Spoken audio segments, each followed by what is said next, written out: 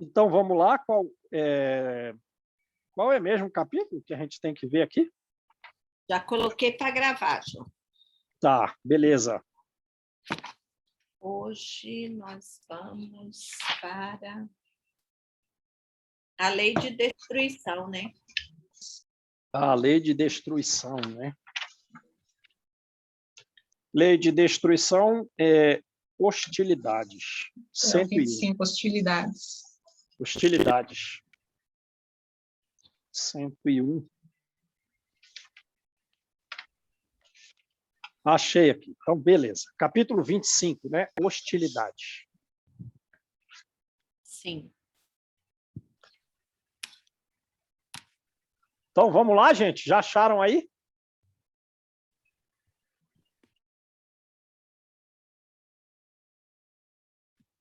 Já achei. Então tá, vamos lá. Hostilidade. Hostilidades, né? Quer dizer, nos tratar como inimigo, nos combater, né? Não nos tratar de forma amorosa. E agora, pergunta aí, será que nós não estamos fazendo a mesma coisa? Né? Porque ela vai falar, ó, sempre as defrontarás pelo caminho por onde avanças. Por o caminho por onde avanças. Não se restringiu à questão da reencarnação. Certo? Elaborando a aventura. A hostilidade vai estar no caminho do progresso. A hostilidade vai estar no caminho do progresso. Aí pergunta, serei eu hostil aos outros? É isso que não pode, né? Mas já, quanto a receber hostilidade, ficamos cientes. Quem tiver a pureza de coração, não será hostil com os outros. Então, vamos lá. Há quem hostilize o próximo por prevenção. Quer dizer, antes de ser agredida. Na pressuposição de que será agredido. Então, ele hostiliza previamente. Né? Por prevenção.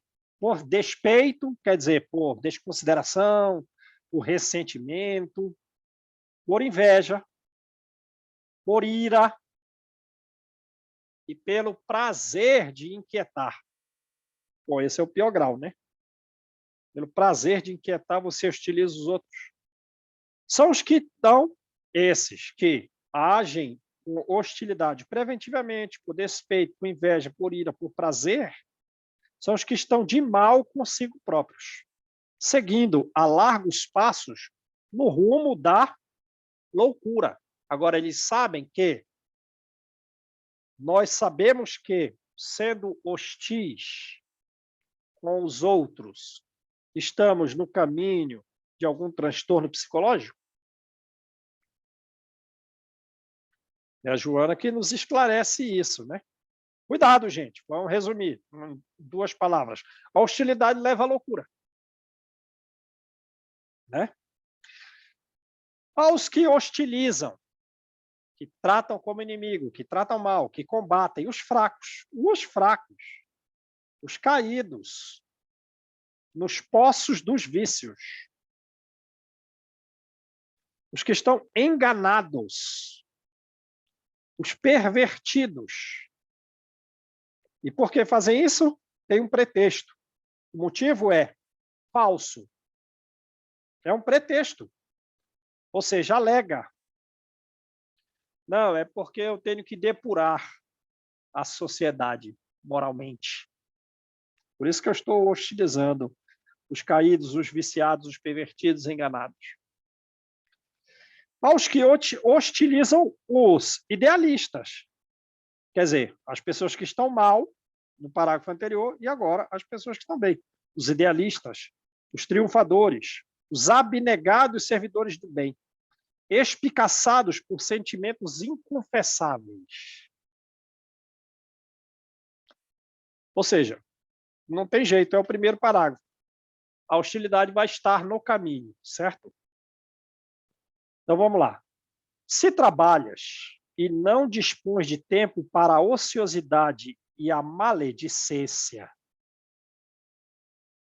Quer dizer, você trabalha tanto, a tal ponto que você não tem tempo de maldizer, nem de ficar ocioso.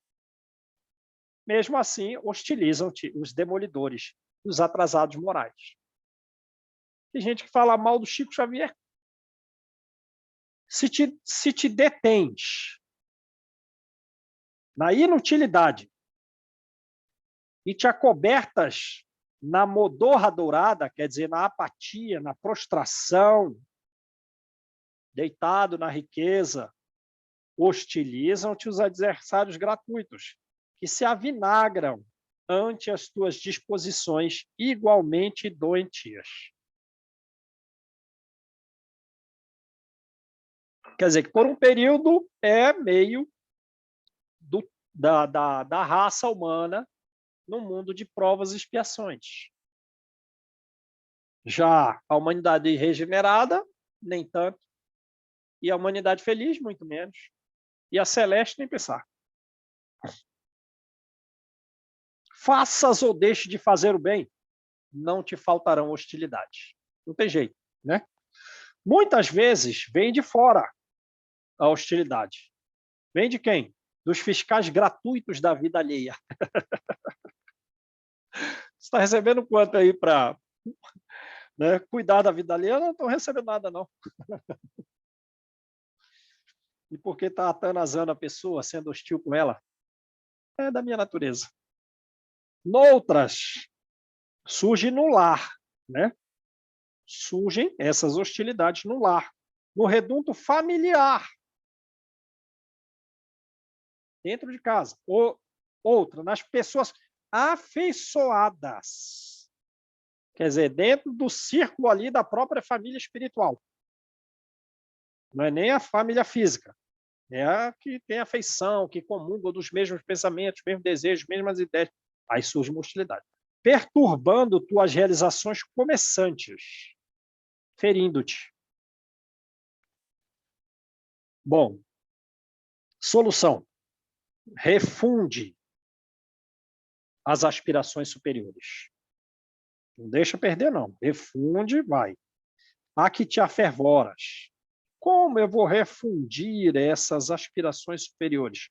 Nos fornos da abnegação. Permanece abnegado, esquece esse pessoal. E não te aflijas. Quer dizer, a pureza de coração que tem que ter, né?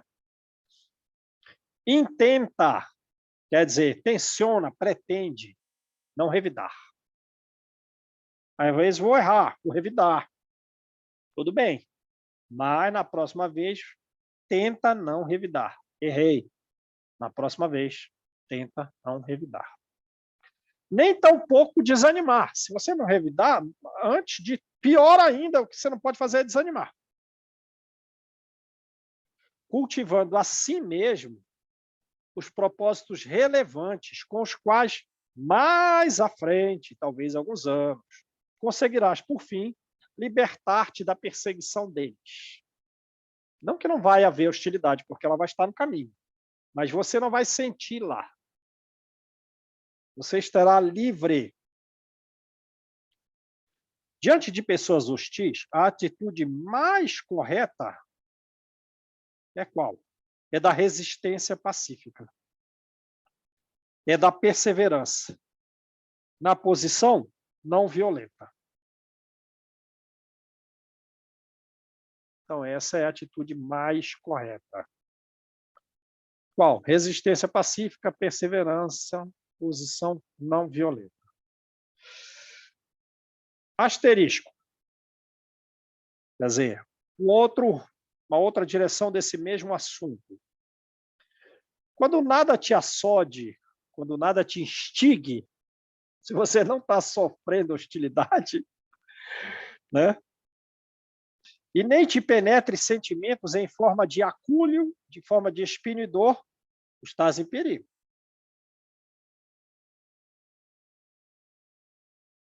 Não tem espinho? Não tem hostilidade? Você está com problema. Águas paradas são águas pestilenciais. Terra inculta é inutilidade em triunfo. Quer dizer, quem vai triunfar é a inutilidade. Instrumento ao abandono, desgaste à vista. Então, digamos, há algo positivo que nós podemos tirar da hostilidade sofrida, né? E, antes de tudo, teremos a oportunidade de demonstrar o não revide, o não desânimo, para, no futuro, estarmos numa posição de resistência pacífica, numa posição não violenta, porque esse é o ideal, é o mais correto. Então, é um treinamento. É um treinamento. Hostilidade é igual a treinamento. É, Aguenta sofrê-la. aí, né? Sofrê-la, é. Todos os homens úteis, ela falou alguns, ela falou todos. Desde quando? Desde antes de Cristo. Todos os homens úteis atestaram a legitimidade dos seus propósitos e ideais sob as farpas da inveja, sob o ácido das hostilidades de muitos dos seus contemporâneos. Todos. Sócrates sofreu o que sofreu, Asclépio, né? Enfim, todos os homens. Perseguidos de todos os tempos, que amaram as causas de enobrecimento humano. Perseguidos de todos os tempos, desbravadores de céus, de terras e vidas, alcançaram a vitória, não obstante, apesar de chibatados e vituperados, quer dizer, ultrajados, insultados, censurados, depreciados pelos demais.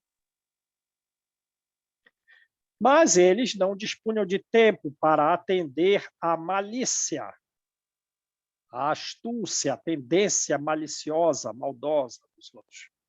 Não dispunham de tempo para atender o despeito dos seus adversários, o ressentimento, a desconsideração dos adversários. A flama que lhes ardia na alma era sustentada, essa flama, pelos combustíveis do sacrifício, pelos combustíveis da renúncia, que os levaram à imolação, né? Com que selavam, quer dizer, com que marcaram a grandeza dos seus mistérios. Beleza? Aí tem muita gente. John Hus, né? Não foi queimado, mas continuou defendendo os seus propósitos, né? De uma religião livre. Bernardo Palissy, na França, creio que foi ele, 27 anos preso, porque ele era protestante. Quando ele saiu, continuou a defender os seus ideais. Não tema os que hostilizam, os que... Hã? Alguém ia falar? Oi, João. Você está me ouvindo bem? Pois, estou. Que a internet Agora sumiu.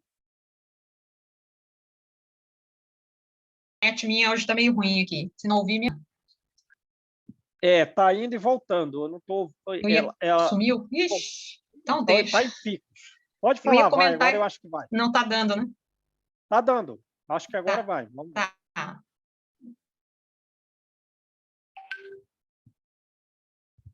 Tá, então, não, eu só ia comentar aqui como que a gente imagina essa perseguição, né? Que aqueles que trazem uma verdade, algo muito diferente, né? Naquela sociedade, e eu fiquei imaginando, assim, a questão da perseguição, né? E por que tá me ouvindo? Porque eu tá instável. Tá estável, mas estou ouvindo. Deu para ouvir o que eu falei? Não. Não deu, né? Não. Então, deixa. Deixa, depois eu falo, então, uma outra hora. Tá, beleza, então vamos lá. Não temas os que hostilizam, os que difamam, os que infelicitam, né? Não foram poucas as personagens que se movimentaram para a tragédia da cruz. Pensa na quantidade de gente nos dois planos, o espiritual e o físico, que se movimentaram para a tragédia da cruz. Apesar disso, quer dizer, sem embargo, o crucificado, erguido ao ponto mais alto do cenário sinistro, permanece incorruptível e vivo na consciência universal. Na consciência não estava morto, dever cumprido, né? Enquanto todos os que o haviam hostilizado, passaram carregados pelo vendaval das paixões, consumindo-se nas alucinações que já os dominavam, né? Falou do vendaval, a gente já lembra do livro Ação e Reação, né? Foi o que eu pensei agora. Olha, eu já tive esse vendaval, porque eu tenho medo dele. Esse vendaval, para mim, é uma tormenta quando eu penso nele. Eu peço misericórdia, porque, olha, não deve ser fácil. Verdade. Então, vejam aí. Ele permaneceu vivo na consciência universal, em todos nós. Né? Em todos nós aqui, digamos, a postura de Jesus é a mais viril de todas. Estamos fecundados pelas suas ideias. Ele permanece na consciência de todos nós. E os outros, quem são? Onde estão? Passaram carregados pelo vendaval das paixões, que já os dominavam antes, foram consumidos. Beleza? Então, vamos lá. O capítulo 26 agora, certo?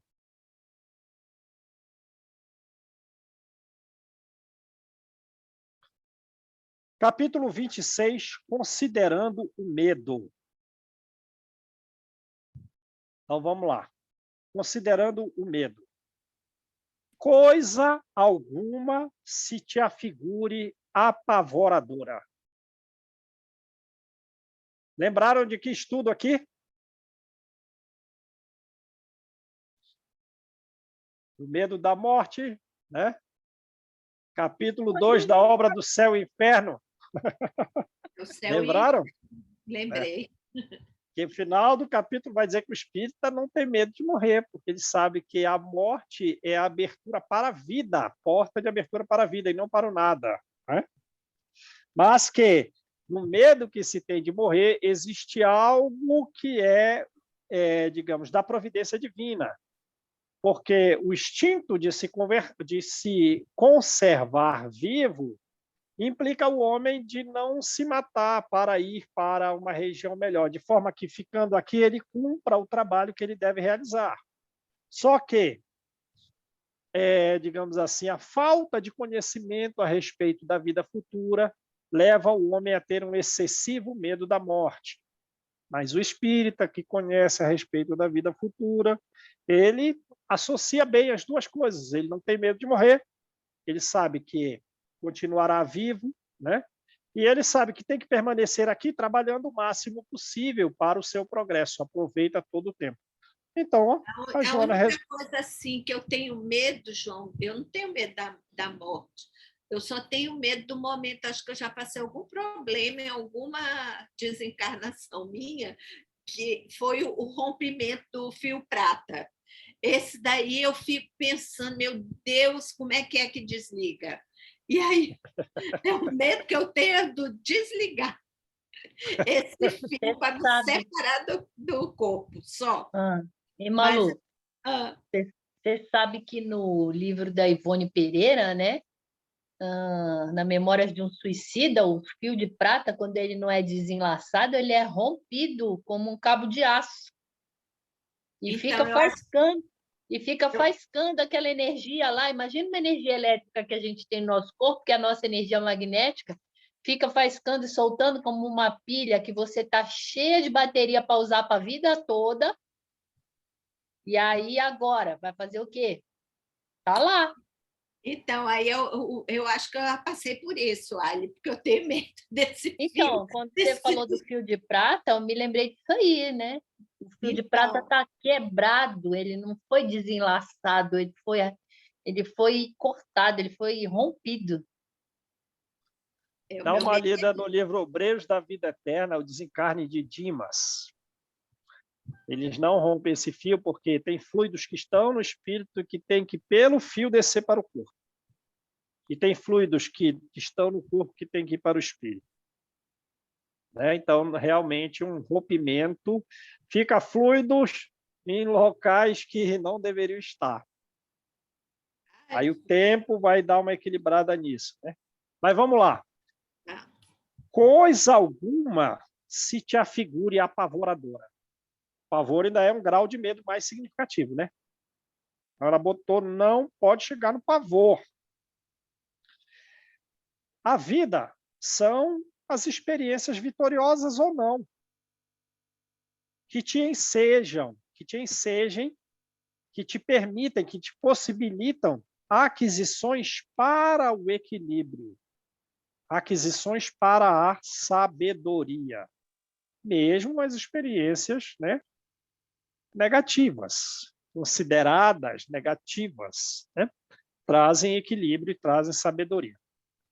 Não sofras, portanto, por antecipação, nem permitas que o fantasma do medo te perturbe o discernimento ante os cometimentos úteis. Né? Quer dizer, então, o medo retira o discernimento. E quem não está com o discernimento adequado não consegue ser útil, não consegue produzir, certo? E, às vezes, antecipadamente, a pessoa se coloca nessa posição de ter pouco discernimento e de agir com inutilidade. Também, não te assuste, né? Gerando uma perturbação e um receio sem justificativa. Isso aqui é muito comum, né? Muito comum. Isso aqui é muito comum no ser humano aqui, ó. Isso aqui é que faz a pessoa ter aquelas crises de ansiedade generalizada, né? Já é um grau mais significativo, né? O discernimento ficou bem perturbado, né? Então, vamos lá. Quando tememos algo, deixamos-nos dominar por forças desconhecidas da personalidade, que instalam essas forças desconhecidas da própria personalidade.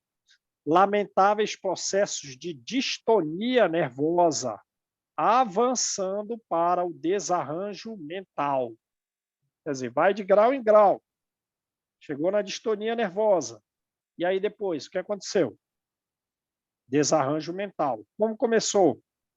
Com o medo. Os acontecimentos são conforme ocorrem e, como tal, devem ser enfrentados. Os acontecimentos são naturais, temos que enfrentá-los. O medo avulta, o medo engrandece, o medo aumenta os contornos dos fatos, tornando-os, os que eram fatos, pelo medo, pela visão do medo, tornando-os falsos, exagerando-lhes a significação. Então, o medo predispõe mal. Já não está em condição de superar a coisa, os acontecimentos. Está mal predisposto. Desgasta forças e conduz à situação prejudicial sob qualquer aspecto que se considere. O que se teme, raramente ocorre como se espera. Mesmo porque as interferências divinas sempre atenuam as dores, até quando não são solicitadas as atenuantes. O medo invalida a ação benéfica da prece. O medo impede, quer dizer, eu estou ali naquela posição, mas eu estou com muito medo. Uma ansiedade tal, um desgaste de força. Vou fazer uma oração? Não está em condição. Alguém vai orar por mim? Não estou em condição de receber. A minha posição medrosa invalidou que eu receba os benefícios, mesmo que alguém esteja orando ao meu lado. O medo esparze pessimismo, precipita em abismos. Lembra quando o André Luiz está lá no livro Os Mensageiros? Não, Obreiros da Vida Eterna. Ele chega no cemitério e vou fazer uma oração para esse moço. O André Luiz está perdendo tempo. Ele não vai captar. Lembra, no cemitério? Não adianta, não é a hora, calma, a gente está cuidando dele. Um fato examinado sobre a constrição do medo, sobre o aperto do medo, o fato descaracteriza-se. Um conceito parece falso. Um socorro não atinge com segurança. A pessoa com medo agride ou foge, exagera ou se exime da iniciativa feliz. Torna-se difícil de ser ajudada e contamina, muitas vezes, outras menos robustas na convicção interna, desesperando-as também. O medo pode ser comparado à sombra que altera e dificulta a visão real. Necessário combatê-lo como? Sistematicamente, continuadamente. Então, a Vendo, pessoa sai da realidade, sai de da fato, realidade. né? E tudo ao redor é motivo de preocupação, não é isso? Exato.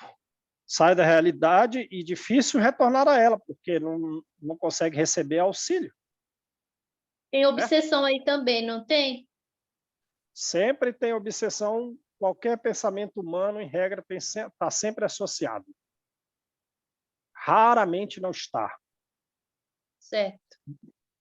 Doenças, problemas, notícias, viagens, revoluções, o porvir, não os temas. Nunca serão conforme pensas que és. Nunca serão conforme supões. Nunca.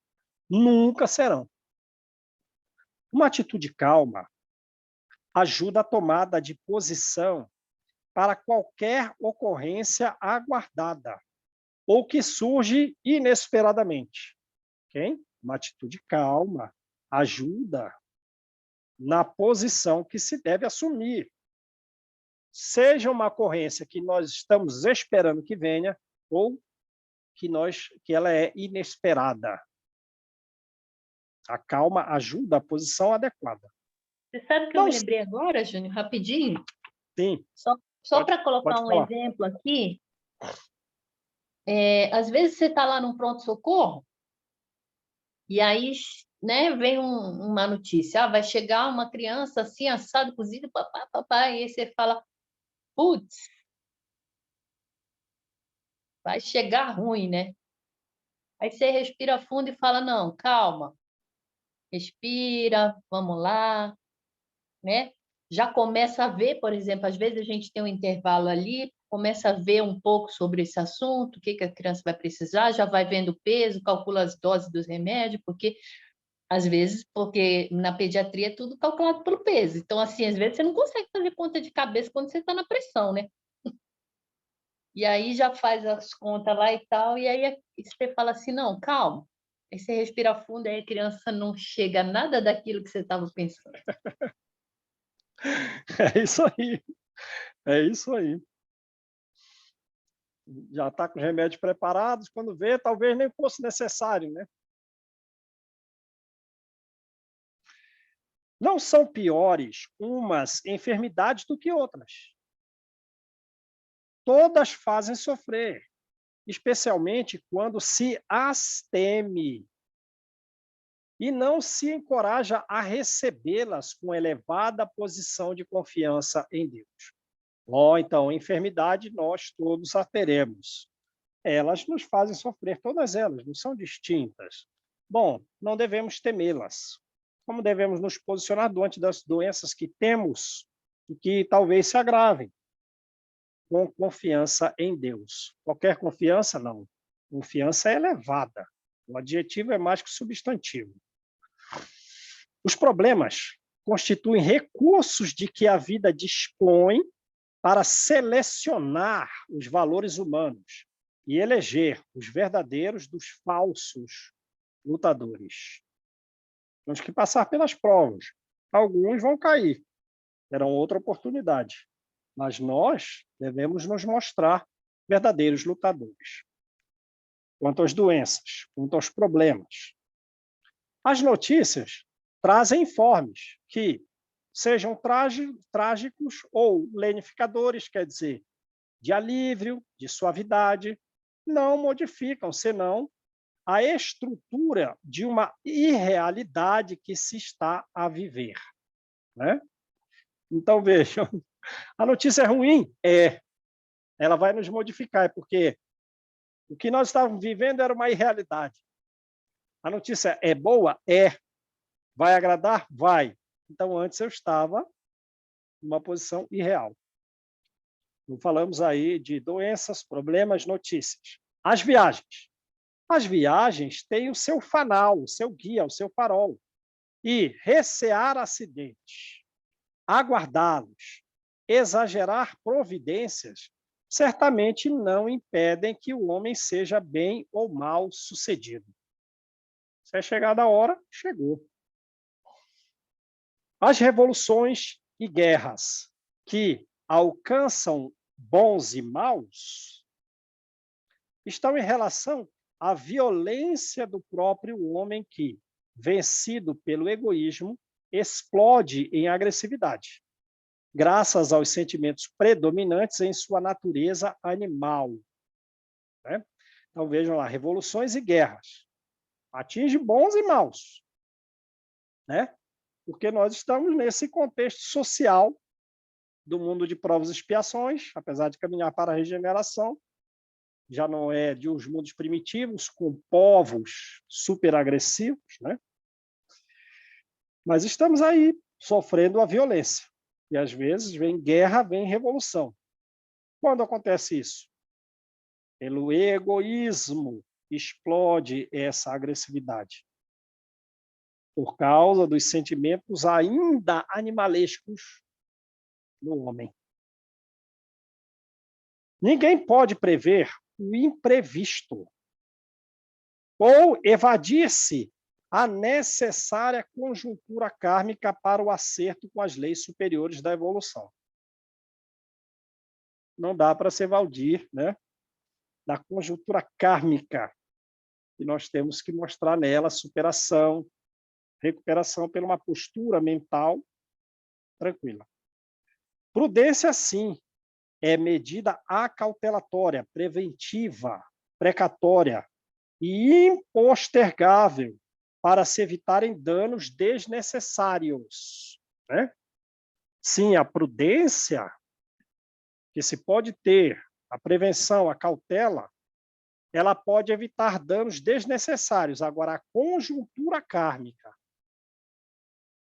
para o acerto com as leis superiores, essa não dá para se evadir. Beleza? Entenderam bem? Por exemplo, se o Paulo não tivesse reagido diante dos soldados romanos, ele ia morrer dentro da Torre Antônia. Qual é o benefício desse sacrifício? De morrer diante de soldados romanos? Não tem nenhum, não tem testemunho.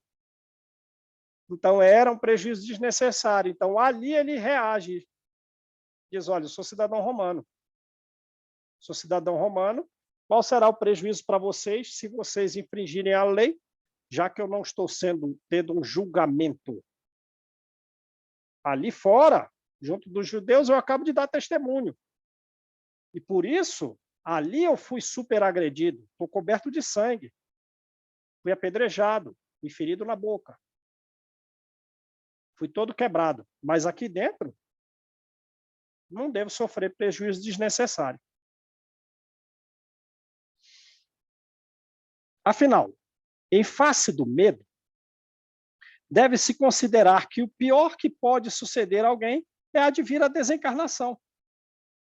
Se tal ocorrer, não há ainda por que temer, desde que morrer é viver. O único cuidado que convém examinar diz respeito à situação interior de cada um perante a consciência, perante o próximo, perante a vida, perante Deus, né? Esse é o único cuidado que a gente tem que ter, porque as quedas nos levará a uma situação desagradabilíssima, talvez de transtornos significativos perante a nossa própria consciência, perante o próximo, perante Deus, perante a vida. Apesar de Deus nos amar, nós estaremos mal, né? Apesar dele desejar a nossa recuperação, por nós próprios teremos grande dificuldade de uma recuperação mais significativa. Em face disso, ao invés do sistemático cultivo do medo, o que eu posso fazer? Posso ter uma disposição de trabalho árduo, não qualquer trabalho, mas um trabalho árduo, e um trabalho intimorato, trabalho corajoso, valente, destemido, árduo. Confiança em Deus, outra posição, a fim de enfrentar bem e enfrentar de forma útil toda e qualquer coisa, todo e qualquer fato, toda e qualquer ocorrência, toda e qualquer desventura, todo e qualquer infortúnio. Asterisco. Por outro lado, no mesmo assunto, entrega-te ao fervor do bem e expulsa da alma as artimanhas da inferioridade espiritual. Faze luz íntima e os receios infundados baterão em retirada. A responsabilidade dar-te-á motivos para preocupações, enquanto o medo minimizará as tuas probabilidades de êxito. Jesus, culminando a tarefa de construir nos tíbios, nos fracos corações humanos, a aventura e a paz, assodado, instigado pelos famanazes, pelos afamados da loucura em ambos os lados da vida, qual foi a posição dele? Puro de coração, inocente e pulcro, perfeito. Não temeu, nem se afligiu, ensinando como deve ser a atitude de todos nós em relação ao que nos acontece e de que necessitamos, né? Problemas, notícias desagradáveis, viagens, revoluções, guerras, doenças. Necessitamos disso para atingir a glorificação interior. Beleza, gente?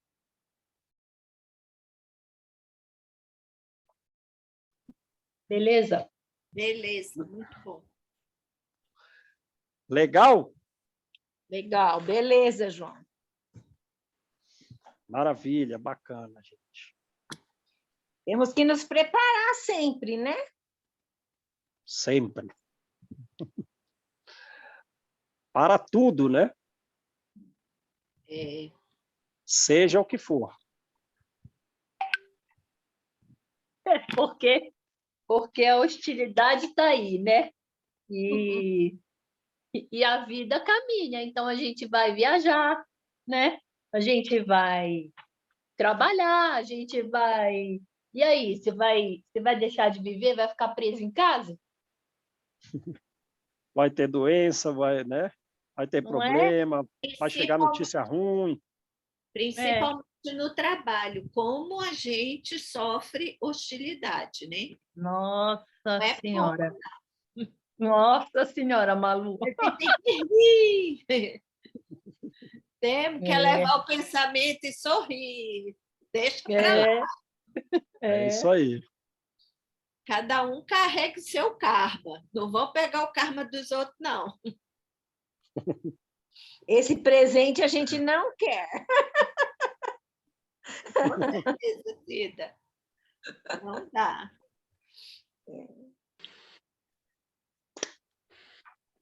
Legal, gente, muito bom. Vamos lá, gente. Quem faz a oração para a gente?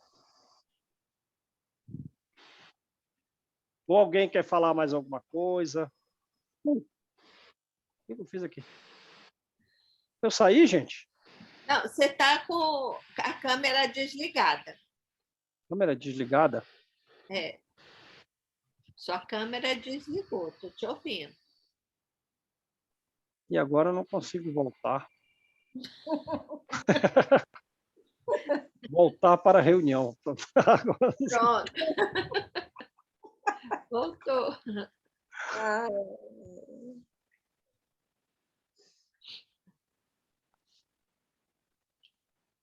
Quem faz a prece?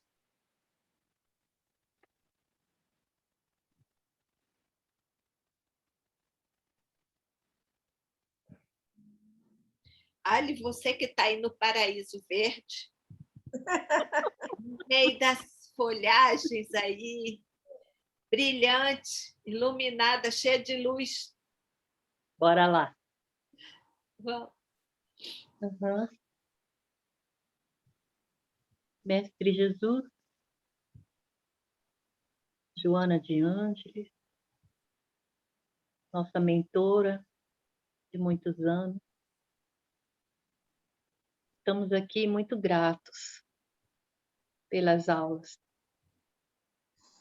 Que elas venham ao encontro de nossas dificuldades.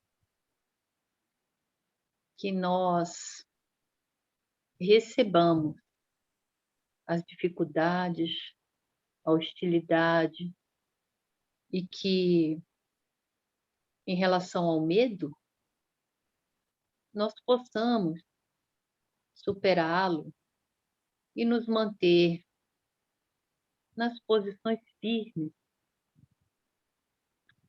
com os propósitos que levam ao bem, que levam à fraternidade, que levam à nossa evolução em raciocínio e moral, e que isso se distenda para os demais, e que nós possamos realmente traçar uma teia luminosa, com os braços unidos, para o alto e para baixo, melhorando a vida de alguém, porque também sabemos que alguém melhora a nossa. Joana de Ângeles, estamos muito gratos e felizes por todas as dicas e as orientações deste dia. Que nós consigamos vencer a cada dia as nossas mazelas. Que assim seja. bom final de semana a todos.